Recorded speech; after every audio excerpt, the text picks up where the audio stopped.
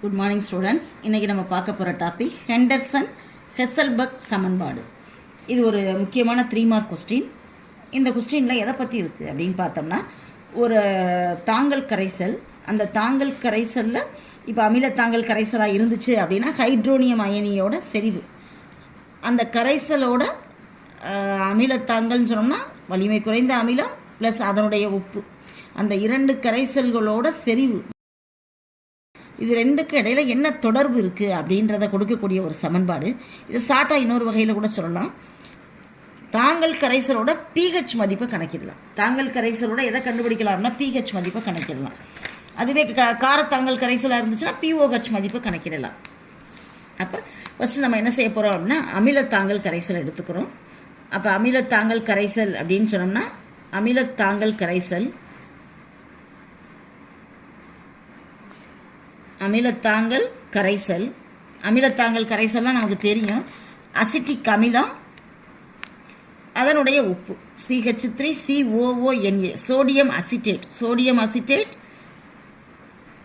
முழுவதும் பிரிகை அடையும் Na plus CH3COO-.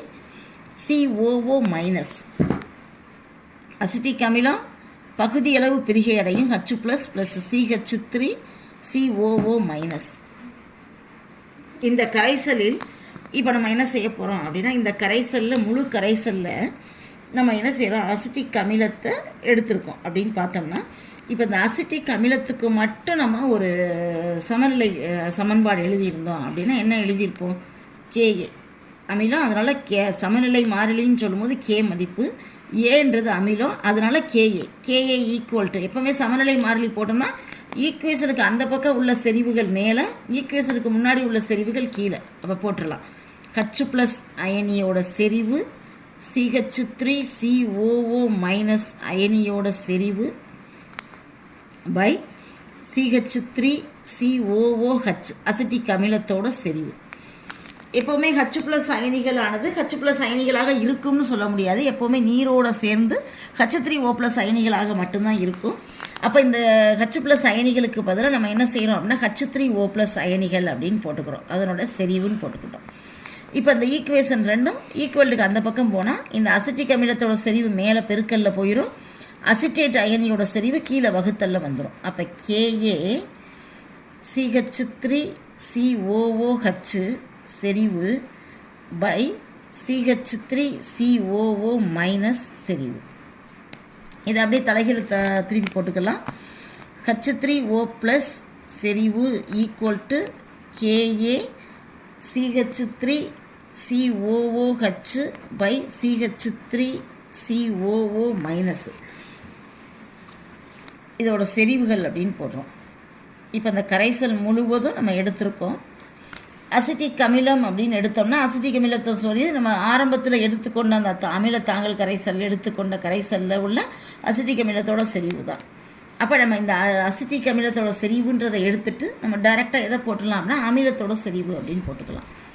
கீழே அசிட்டேட் அயனி அப்படின்னு எடுத்தோம்னா, இந்த அசிட்டேட் அயனி அந்த வலிமை குறைந்த அமிலத்திலிருந்தும் பிரிகை அடைஞ்சிருக்கு, சோடியம் அசிட்டேட்டில் இருந்தும் பிரிகை அடைஞ்சிருக்கு. ஆனால் இது வலிமை குறைந்த அமிலம். நம்ம ஏற்கனவே ஆஸ்வால்டு நீர்த்தல் விதியில் பார்க்கும்போது பார்த்தோம், அசிட்டிக் அமிலத்தோட பிரிகை வீதம்ன்றது ரொம்ப ரொம்ப குறைவு. 1 விட ஆல்ஃபா பிரிகை வீதம்ன்றது ரொம்ப குறைவு. அப்படின்றதுனால தான் அந்த ஆஸ்வால்டு விதியில் சொல்லும் பொழுது அந்த ஆல்ஃபான்ற மதிப்பு 1 - ஆல்ஃபான்ற மதிப்பு 1 விட குறைந்த மதிப்பு, அதனால் அதை புறக்கணித்து விடலாம் அப்படின்னு நம்ம சொல்லியிருந்தோம். அப்போ இந்த அசிட்டேட் அயனின்றது அசிட்டிக் அமிலத்திலேருந்து அதிகமாக கிடைக்கும்னு சொல்ல முடியாது. இந்த கரைசலுக்குள்ளே இருக்கக்கூடிய அசிட்டேட் அயனி முழுக்க யார்கிட்ட இருந்து வந்ததாக இருக்கும் அப்படின்னா இந்த சோடியம் அசிட்டேட்டில் இருந்து வந்ததாக இருக்கும். அப்படியே இது ஒரு சில மூலக்கூறு வந்திருந்தாலும் மிக குறைந்த அளவாக இருக்கும். அப்போ அந்த அளவு நமக்கு அந்த அளவு நம்ம என்ன செஞ்சிடலாம் அப்படின்னா புறக்கணித்து விடலாம். அப்போ இந்த அசிட்டேட் அயனி அப்படின்றதுக்கு பதிலாக இது என்ன செய்யலாம்னா இந்த அமிலத்தோட இணைக்காரம். அப்போ இதை நான் எடுத்துகிட்டு என்ன சொல்லலாம், இணைக்காரம்ன்றது உப்பு. அப்போ இதுக்கு பதிலாக இந்த இடத்துல நான் உப்பு அப்படின்னு போட்டுடலாம். அப்போ நான் என்ன செய்கிறேன், இதையே நான் எழுதுகிறேன். H3O+ அயனியோட செறிவு சமநிலை மாறிலி KA மதிப்பு மேலே முழுக்க நம்ம எடுத்துக்கொண்ட அமிலத்தோட செறிவு பை நம்ம எடுத்துக்கொண்ட உப்போட செறிவு. ஏன் உப்போட செறிவுன்னு சொல்கிறேன், ஒரு மூலக்கூறு சோடியம் அசிட்டேட் பிரிஞ்சிச்சுன்னா ஒரு NAவும் ஒரு அசிட்டேட்டும் கிடச்சிருக்கும். இந்த முழு செறிவு எத்தனை இருக்கோ அது பிரிஞ்சிச்சுன்னா கண்டிப்பாக இத்தனை மூலக்கூறு அதுவும் கிடச்சிருக்கும், அத்தனை மூலக்கூறு சோடியம் அயனியும் கிடைத்திருக்கும். அதனால் நான் அதை எடுத்துகிட்டு எப்படி போட்டுட்டேன் அப்படின்னா உப்பு அப்படின்னு போட்டுட்டேன். இப்புகளை என்ன செய்ய போகிறோம் அப்படின்னா மடக்கை மதிப்பில் எழுத போகிறோம். இந்த சமன்பாட்டின் மதிப்புகளை மடக்கையில் எழுதவும். சமன்பாட்டு மதிப்புகளை சமன்பாடு மடக்கை வடிவத்துக்கு மாற்றவும்.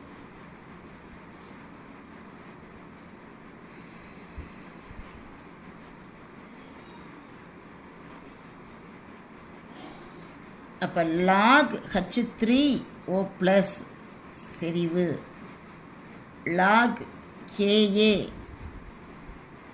ப்ளஸ் log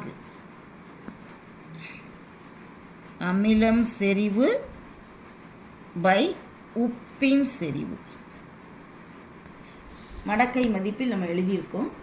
இந்த மடக்கை மதிப்பில் நம்ம என்ன செய்ய போகிறோம் அப்படின்னா இருபுறமும் குறியே மாற்ற போகிறோம். எல்லாமே மடக்கையில் ப்ளஸ்ஸாக இருக்குது, அதனால் ரெண்டு பக்கமும் ஈக்குவலாக மடக்கை குறியீடு மாற்றப்படுகிறது. அப்புறம் இருபுறமும் என்ன செய்கிறேன் அப்படின்னா இருபுறமும்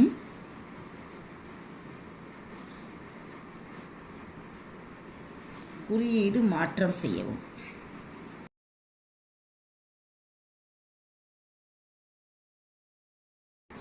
மைனஸ் log H3O plus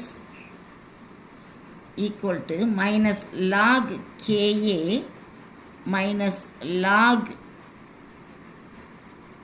அமிலம் by உப்பு.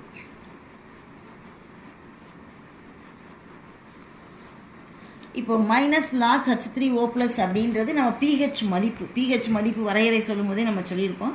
10 அடிப்படையாக கொண்ட ஹைட்ரோனியம் அயனியின் மடக்கையின் எதிர் மதிப்பு pH அப்படின்றத சொல்லியிருப்போம். அப்போ இந்த மதிப்புகள் முழுவதும் எதற்கு சமம் அப்படின்னா pHற்கு சமம். இந்த மதிப்புகள் முழுவதும் log KA அப்படின்ற மதிப்பு முழுவதும் pH கிடையாது, pKa. சாரிப்பா, pH ஈக்குவல் டு இது KAன்னு இருக்கிறதுனால pKa.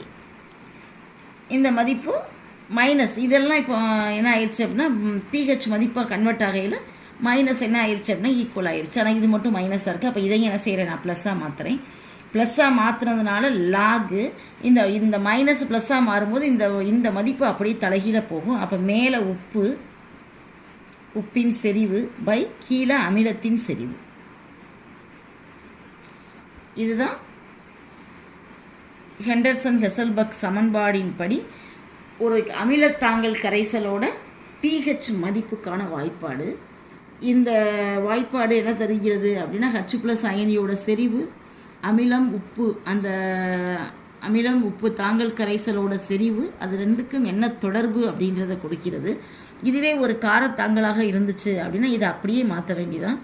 pH இருக்கிற இடத்துல POHஆக இருக்கும், pKa இருக்கிற இடத்துல pKpஆக இருக்கும், ப்ளஸ் லாக் உப்பு இருக்கிற இடத்துல உப்பு, அமிலம் இருக்கிற இடத்துல காரம்.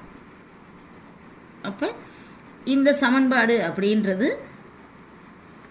காரத்தாங்கல் கரைசலோட POH மதிப்புக்கான சமன்பாடு.